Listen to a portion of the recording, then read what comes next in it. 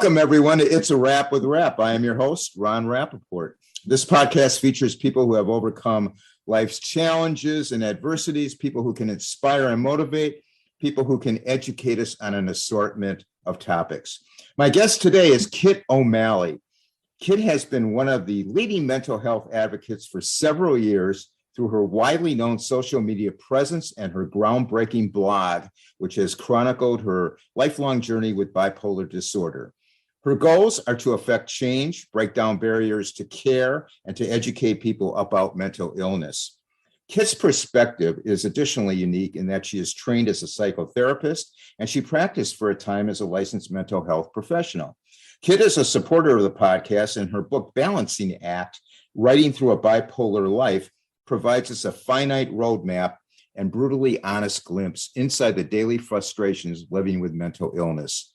Kitt's writing recounts 2 decades it took to receive a proper diagnosis and how her journey gave her purpose. Welcome, Kitt, to the podcast. Thank you. Thank you for having me. Oh, our pleasure. I noticed that you organized your book, which I read, great book, into 5 themes. I will try to follow those themes in our discussion. Would you explain why those themes were important to you? Well, it's interesting. My first edition of the book just sort of chronologically dumped my blog posts.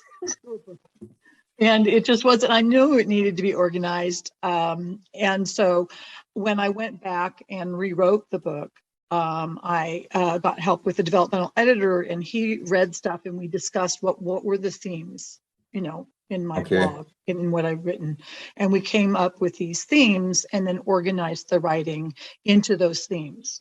And that enabled it to be more cohesive and have an introduction to, theme, and then organize the topics, the blog posts in that theme. And so they were, it's been so long since I wrote the book, and even since information for you. So I probably won't even remember what the themes are, but I do know that they included, living with bipolar, or being a caretaker, mental health advocacy. Well, that's 3 of them. Yeah. Well, good. Well, I know what they are, so I'm going to follow them. Let's first talk about your mental health journey. Tell us about your years growing up before college, and when did you first know that you needed help for your mental health?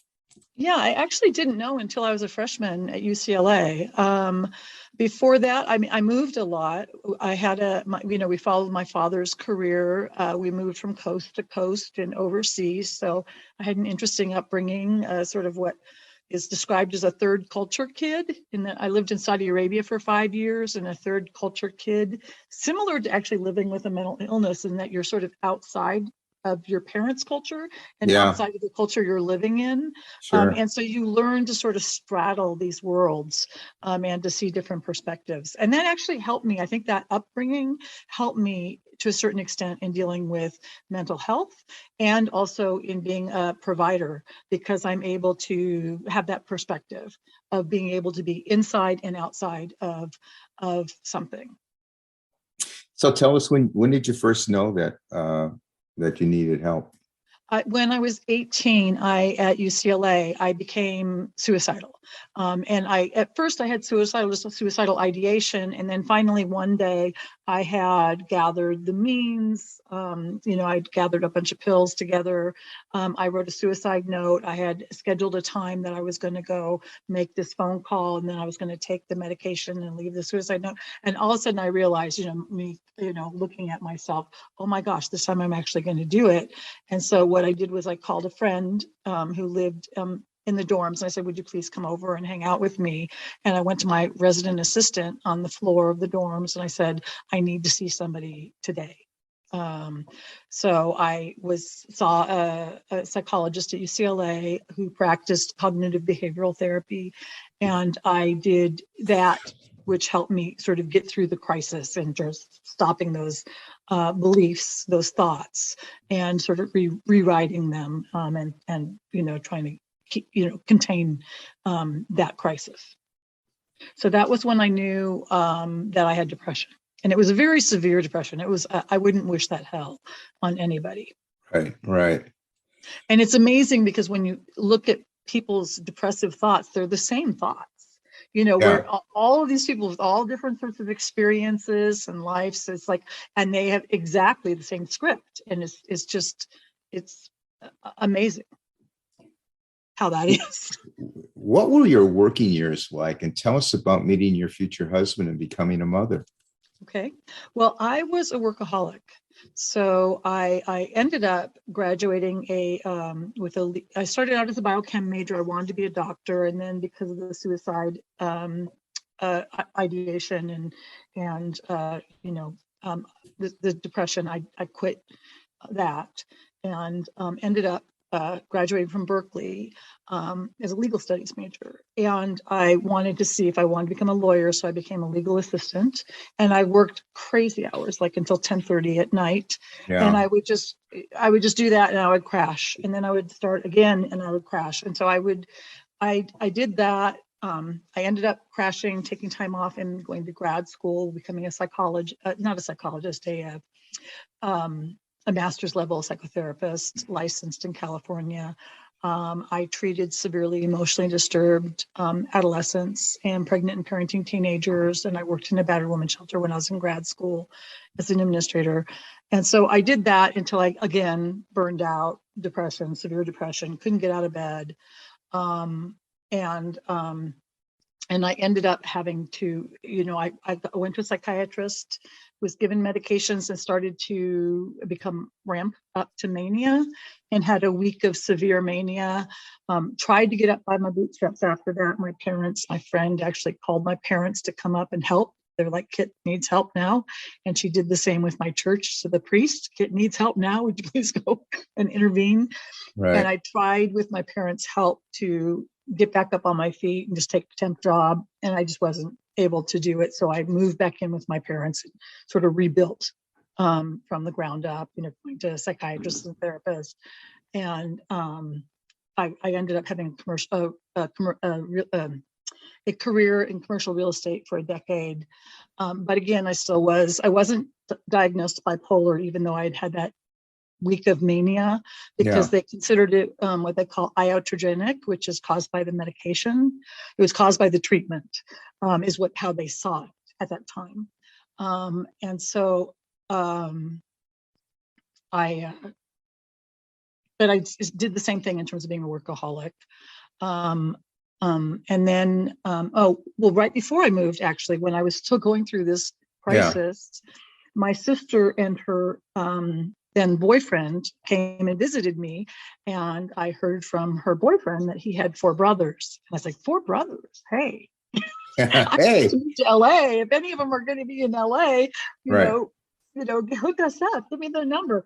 And it turned out that he had a brother who was single, who was moving to Southern California. And so we ended up dating too. And a year after they married, we married. So in the midst of all this crisis, I met my soulmate. I mean, we're still married, so that was a long time ago.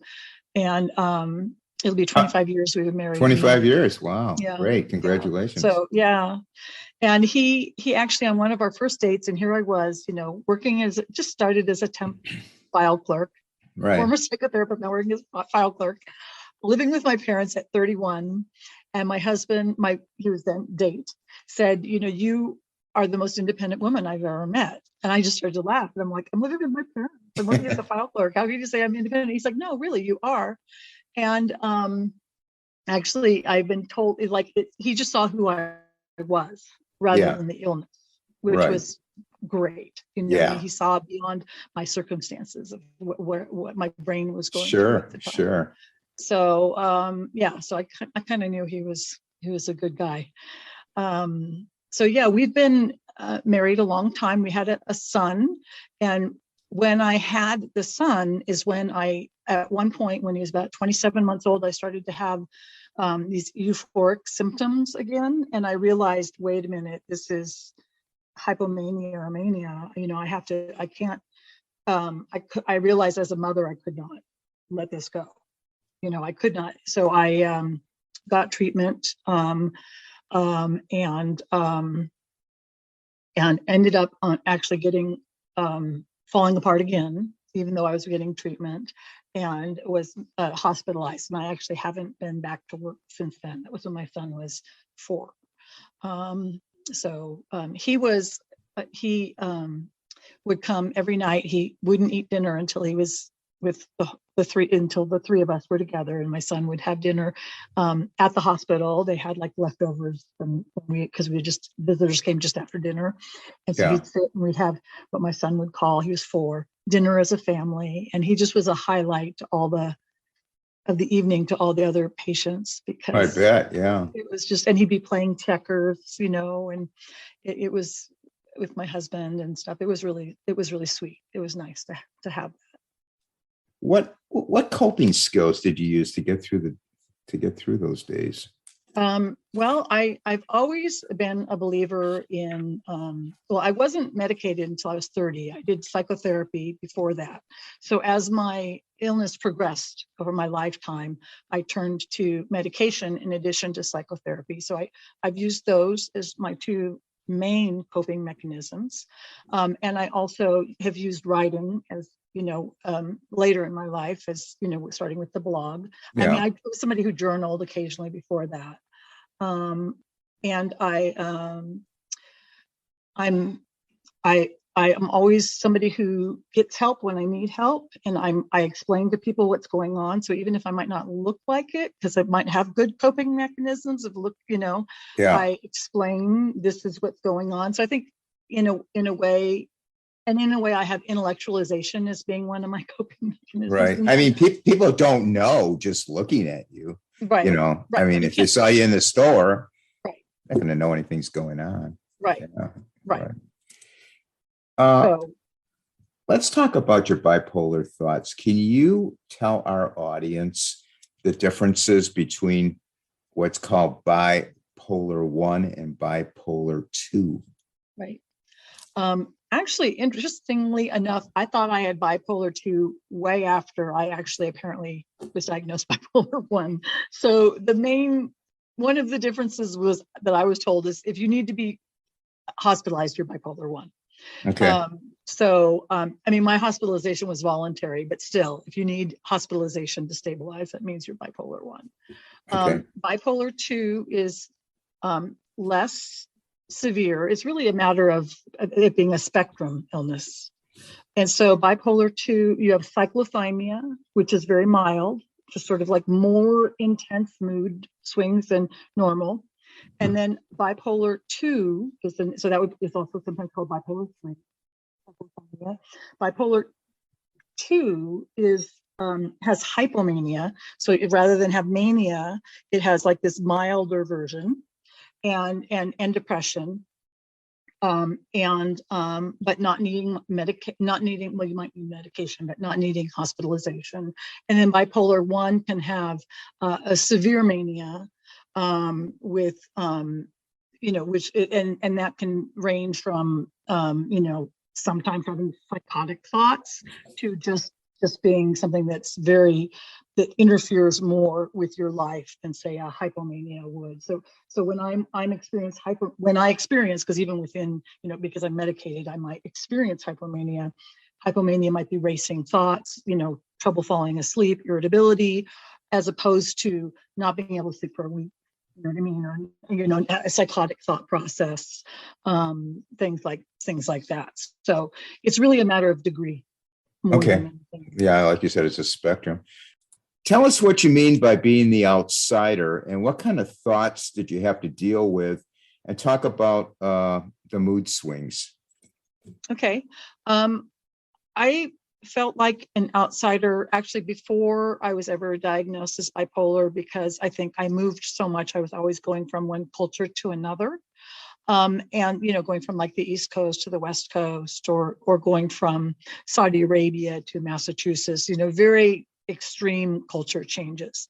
And similar to that, having a mental illness and having thought processes which are distinctly different than normal thought processes, you feel like an outsider because people really don't know what's going on inside your head, and you really don't know are other people thinking this way? Right, right. It's just like, well, I don't know. So do other people feel like pushing people in front of the BART train? I mean, I didn't do any of these things, but I had to like fight with different impulses and thoughts that were irrational, and were I guess what you would call in the biz ego dystonic. They did not sync with my sense of self. Okay, Okay. so that I didn't have like feelings behind that, or it did not make sense to me that I was thinking these things or feeling like doing these things, because they were just so off the wall. So I wouldn't do them, and I would struggle with these thoughts, and I had some very disturbing thoughts and impulses, but I would stop myself. I mean, I wouldn't do it. I just would just observe the thought and Right. let it go. And luckily some of the cognitive behavioral therapy helped with that. And also, just in training my brain. And I also was somebody who used to actually do some self-harming and would dissociate. And I guess the good part of that is in dissociating, you kind of remove yourself. So you learn how to remove yourself. So stop and self being able to observe yourself from afar. Gotcha. That's the name outsider. What are some of the challenges of parenting and caretaking when you're struggling with your own mental illness? Yeah, it's hard. I think that one of the things that became clear to me once I became a mother was that I had to be stable to be a good mother. That I had a responsibility to my son to, do everything I could do to be as stable and as healthy mentally as I could. Yeah. And I ended up having a very high needs son who struggled with ADHD and anxiety and depression and migraines, which were kind of all, tied in together. The migraines and anxiety and depression are often tied in together because it's just so horrible as a 2-year-old having these horrible migraines. So he struggled with that, and then parenting him was a struggle too. Luckily, I had clinical experience as a psychotherapist working with children and adolescents, so I was able to bring those skills to the table. And I just was very proactive. I took him to see a child psychologist when he was 4, and he was seeing a child psychiatrist when he was 5. So I just knew, no, you help your kid. Yeah. Very So proactive. Yeah. very proactive. And now he's a successful 21-year-old young man. He is going to college. He's living independently. I mean, he's dependent on us financially because he's a college student, but he's living independently in his own apartment. So he's very successful. And so I'm a huge believer in early intervention. Absolutely. So when people say, don't medicate your kids, I'm like, well, either he wanted to be medicated. He did not like how he behaved when he wasn't medicated, because he would get this red zone and act out violently. But when he was medicated for his ADHD, he was able to, when he was very young, he was able to go to school and function. So, with his peers. And that was very important to him. Kitt, what advice would you give to someone trying to balance work or parenting with caring for their own mental health? What advice would you give them? I would say your mental health comes first, because you can't do the other things without first taking care of yourself. Okay. And I didn't always do that. I was a workaholic. People with bipolar are easily taken advantage of by people because I was super productive. I bet. I was extremely productive. You probably won some awards, I'm sure. Yeah, so but that's not good for you to work until 10 p.m., 11 p.m. at night. No. You have to have balance in your life. Right. And when you're a parent, even more so. Yeah. So as an individual, you need to take care of yourself.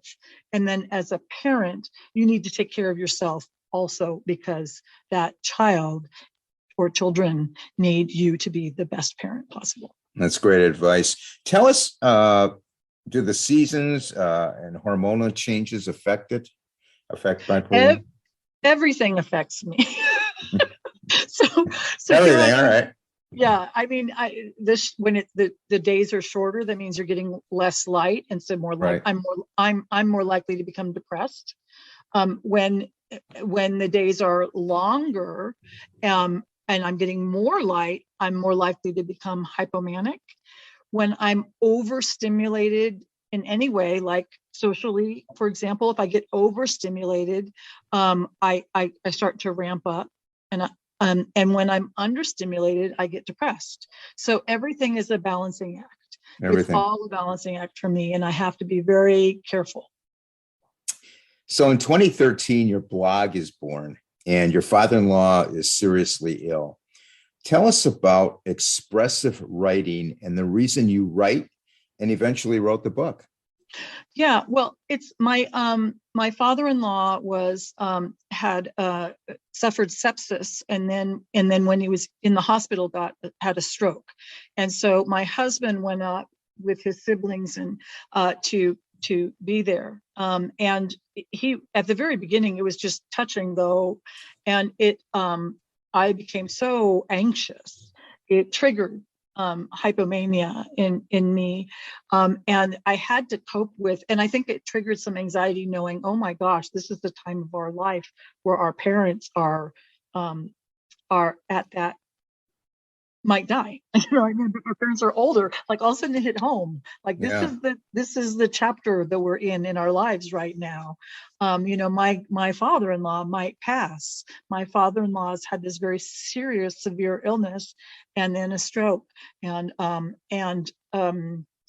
in order to cope with it, I had to write, just to get out thoughts. Sure. And so that's how the blog was born. I had designed websites like as not professionally as my primary profession, but I'd be in a job and I'd be like, oh, you need a website, so I design a website, or, oh, you need a database, or, oh, you need, whatever.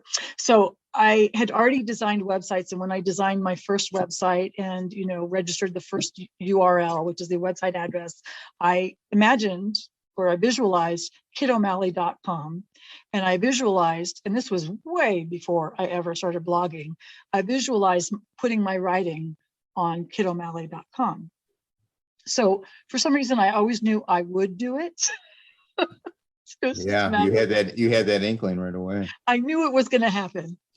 So, and so that was the trigger that got me to start writing. As a blogger, do you interact with your followers? Yes. I mean, I have been inactive since my mother passed. My mother passed, and then right afterwards, in January 2020, my mother passed, and right afterwards, the pandemic came out, and it was just a lot for me to cope with, and and my husband working at home, and it just my son not being at school it was a lot. So I haven't been writing recently. But when I was writing actively, and actively on social media, I was interacting. Yes, I mean, in terms of comments on the blog and people on Facebook, and I mean, I'm on a whole bunch of different social media platforms. So when I'd write a post, it would publish to different social media platforms of mine, and then also I had, I'd post photos and stuff like that on different, on Instagram, for example, or Facebook. So. Okay. So yes, I was very actively involved and had a communication and a community. And actually, that's how, when I first blogged, I was part of a blogging community. And it first was just the blogging community in general through WordPress. Yeah. WordPress's community, and then it was specifically gravitated towards the community both of writers, people who identify as writers, and people who identify as mental health advocates. So, and there's a lot of crossover in those two communities. Many people with mood disorders are writers. And many famous writers have had mood disorders. There's a big intersection there. Commingling, yeah. Tell us about how your purpose changed over the years, and what started out as self-help and has grown to helping others, and the things that you are involved with that permit you to do that? Well, I think that over the years, as you mature, or as I've matured, I've known a lot of people who became mental health advocates right off the, out of the, right as soon as they were diagnosed, which I didn't do. I mean, I was involved. Well, I guess I was a psychotherapist, so and I did do volunteer work in high school and in hospitals. So I actually do have a history of being a helper, An advocate, yeah. But in terms of the mental health advocacy, it just, I think it just followed. And I actually became involved in NAMI's, the National Alliance of Mental Illness, their programs. And you start with a peer-to-peer program if you're somebody with a lived experience of having a mental illness. And there's they identify a progression in your, the life cycle of maturing with living with a mental illness. And at some point, it's natural that people both with lived experience or with family members, who have somebody in their family, that at one point in time, they're ready to do advocacy. And so that's sort of a natural progression where you're like, okay, now it's time to share my knowledge, my experience. Right. And so that's just sort of was a natural progression. And it came from a lot from my involvement with the National Alliance on Mental Illness. And I'm thankful for that organization. I was very involved in their Orange County chapter when I was living down in Orange County, California. Do you feel people with mental illness are sometimes not treated for other illnesses or comorbidities and just dismissed as being, psychosomatic? Without a doubt. And I mean, I'm lucky in that I've not had that experience. I'm the way I present myself, the way I have a medical vocabulary, I'm able to insist on, respect from providers. Right. But I do know that many people do have that experience. And even my son, I've even been told, your son shouldn't be taken to all these different specialists. And, that's what the psychiatrist tells me. Yeah. And then the specialists say, your psychiatrist is wrong. There's other things wrong with your son. He does need to see a gastroenterologist. He does need to see a neurologist. You know what I mean? It's not just all psychosomatic. It's because there's these comorbidities, there's things that are actually related to each other. The brain is a physical thing, and the disorders that affect the brain are comorbid with other disorders that are physical disorders. In fact, there's one of the examples is SUNY in New York, upstate New York, the State University of New York or whatever it's called. They identified what they called ALPIM, which was a genetic syndrome that involves comorbidities in anxiety, laxity, pain, immune, and mood. And they have identified that genetically. Clinicians have noticed, that these overlapping diagnoses, that a lot of their patients had these other problems, that they weren't psychosomatic, but they were comorbid. And so right now, all we really can do, because we don't know how to treat that genetic syndrome yet, is to treat the symptoms. So you're not just treating the brain, which you have to treat. You have to treat the immune system. You have to treat, if you have asthma or eczema or, the immune issues. You have to treat the pain if you have migraines or other, chronic pain disorders. You have to treat everything. You have to treat the whole person, the whole body. Right. How have your spiritual beliefs affected your outlook on living with bipolar? Well, it's enabled me to see it as meaningful and to see it as something. I've been able to reframe things so that rather than seeing myself as being burdened, even though it is a burden, I see it as being purposeful, so I'm able to see that, that I have been, I wouldn't say I've been blessed, certainly not, but I have been, that I have a disorder that enables me to help other people. I think it's partly It's a good way of looking at it. It's just a way of reframing it. Yeah. So, whether or not it's true, whether or not It's true it's to a way you. of like saying, okay, I have this, what can I do with it? Yeah. What were the major turning points in your life? How did you see those transitions then, and how do you see them now?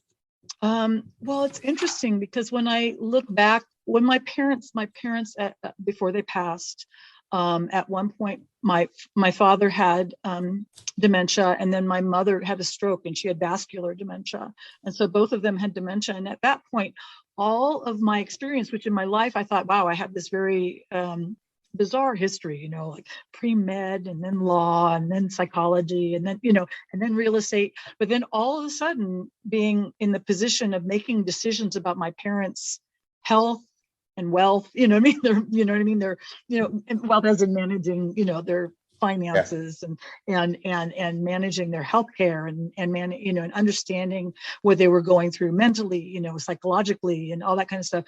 Every single thing that I had gone through in my life all of a sudden made sense.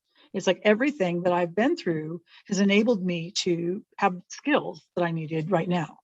Right. So it's interesting because when you're in something, you don't necessarily see the benefit of it. You don't really necessarily see the long view. But when you're mature in your life, you can look back and go, oh, this actually, my life makes some sense. Yeah. What would you say to someone newly diagnosed with a mood disorder like depression or bipolar? What would you say to them? I would say there's hope. Okay. And then and to get help, and to understand that it can take time to get the right help, the right therapist, the right medication. It's trial and error right now, which is unfortunate, but that's just the reality of where we are. We're getting better at being able to identify what medications can help, different people. Right. But it's still basically trial and error. In other words, don't go it alone. Don't what? Don't go it alone. Don't go it alone. Right. Get Yeah. help. Yeah. What advice would you give to family members and loved ones of those living with serious brain disorders? I would say the same thing. And unfortunately, one of the problems with a lot of people, aside from parents, you're able to, if you're parents of minors, you're able to make decisions and get your kids help.